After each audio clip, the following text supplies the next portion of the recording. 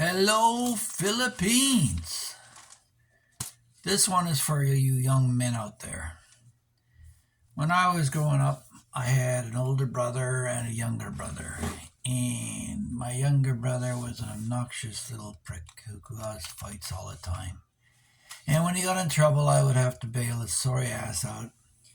And while that was happening, my older brother would sit there and laugh, and he'd chip in at the last second if he thought I was in trouble too, or if there was a gang of them.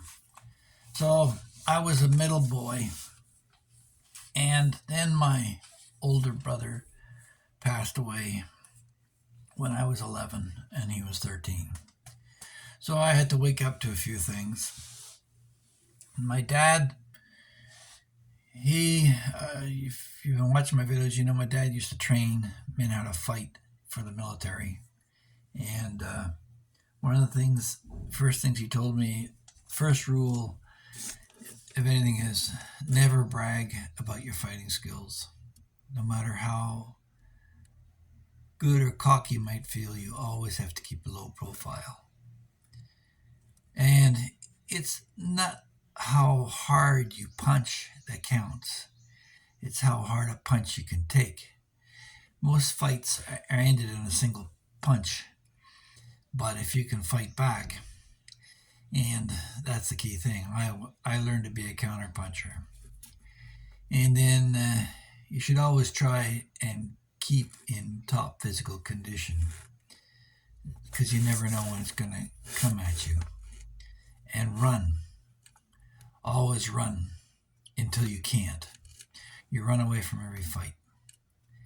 And unless it's something really worthwhile to you, you never get into a fight that you're not prepared to die for. So fighting is serious business. If you're going to get involved in something like that, you better keep your mouth shut. Ideology is a fool's game. So if you're dying for country, what value is the country really? What do they represent? What's the ideology you're fighting for?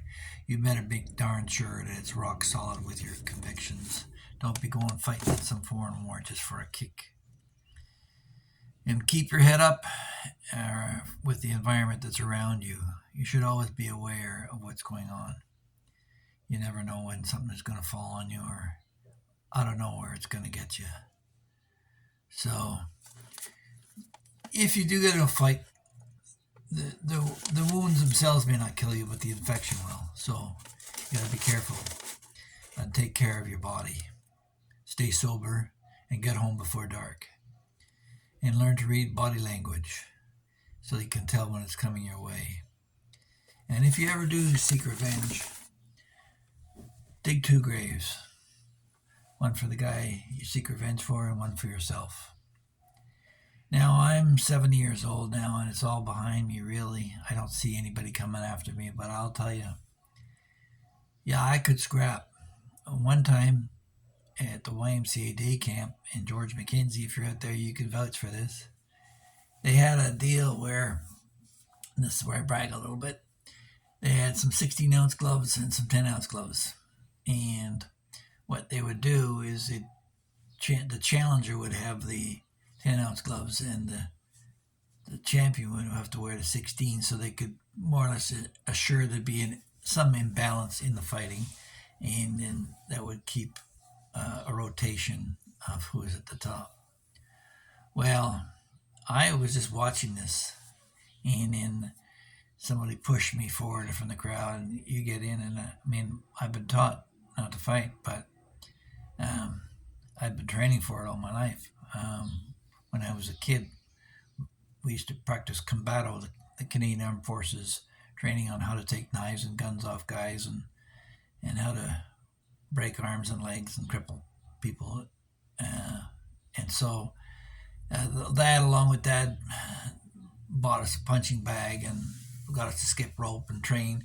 I thought he was going to get me into the ring, but yeah, so I got involved in this thing at the Y, this day camp, and I took 7 guys out of the ring, one right after the other, without a break. So I did 7 rounds, and they all did 1 round each. And The last one that I took out was the biggest and strongest of the crowd. He had a weight advantage on me, and he was a bully. And he'd been itching for some time to pick a fight. So I gave it to him, and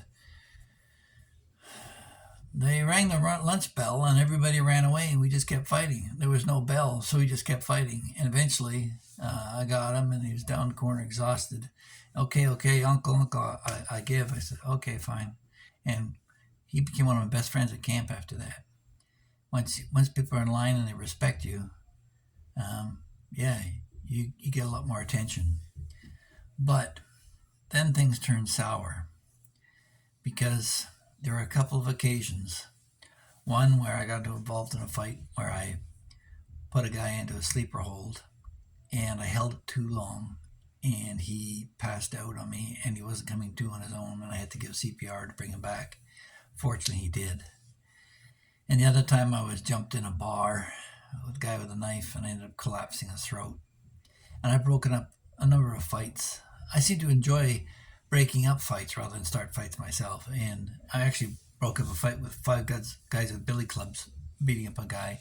But most of that was words than actual me holding a guy back. I just grabbed one guy's baton and I challenged him. And I said, if you got the guts, one-on-one, and they all back down. So anyway, all that being said, my point here is that when you've beaten a man and you realize that you're this close, or worse, that you've killed him, you realize the fragility of life. I was fortunate because I could have gone away for probably, I don't know, could have been sentenced 20 years or maybe got away with 5, but it would have changed my life radically if either one of those guys had died. So then you begin to realize that just how fragile life is and what's really important in your life. And there's a lot of stupid stuff that goes on, especially when you're a young man, and that goes to a key element which I've always lived by, is you never cut another man's grass. You don't be stepping into his marriage, his relationship with his woman, his children, or his mother, or his family. You stay away from that stuff. Family's family, and people will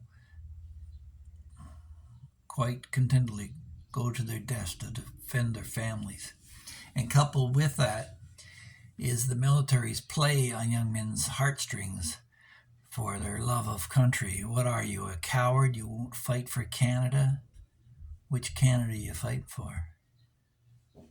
Are you fighting for the Canada that stole the land away from the Aboriginals? Are you fighting for the Canada that allows one province to dictate to the rest based upon language laws and crap? What kind of Canada are you fighting for? So you got to ask yourselves what you're going to do. Same for Americans. Same for Ukrainians. 8 million Ukrainians voted with their feet and got the hell out of the country. Now, most of them are women and children, but it was illegal for a man to leave the country. So, yeah, I'm not keen on conscription and guys involuntarily going to their death. Napoleon started this crap, and that's why for generations that you couldn't find a Frenchman that was over 6 feet, because they all died in foreign wars. So I guess the bottom line here is you've got one life, and it's not just about violence and being the top dog. It's about hugging your kids, creating a family, building a future, being at peace with yourself, knowing that you haven't taken someone else's life prematurely. My dad was sharply aware of that when he killed a few guys overseas in Europe, and he gave me those lessons. So I'm hoping here that you think about these things and avoid the pitfalls. If you found this message enlightening, please don't hesitate to subscribe and click the notification bell, and we'll see you in the next one. Thank you.